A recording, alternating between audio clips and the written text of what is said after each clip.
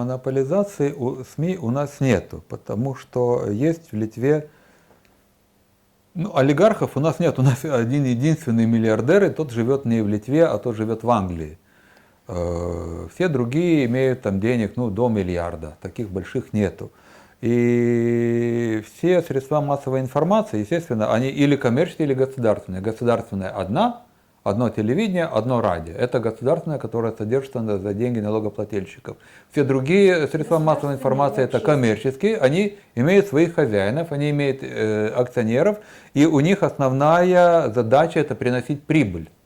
Они должны работать прибыльно. Если они переступают ту границу и начинается там только политическая реклама, люди просто их не покупают.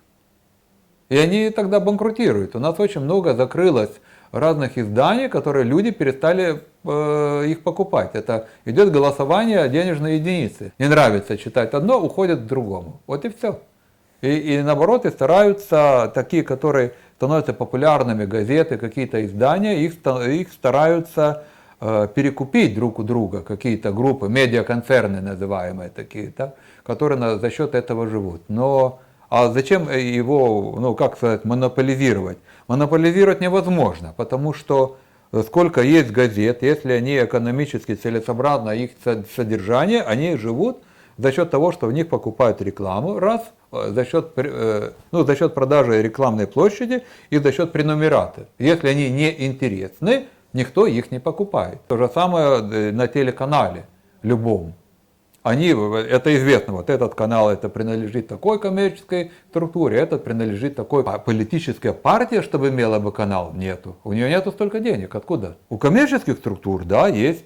Они показывают фильмы, они показывают рекламу, они зарабатывают на этом. Они продают, допустим, перед выборами, есть обязательство каждому кандидату какое-то время, сколько-то там минут на равных правах должны получить. Вот. Но если хочешь дополнительное время, пожалуйста, выкупай ты это время. Но избиратель тогда он не смотрит, ему скучно, переключает на другой канал.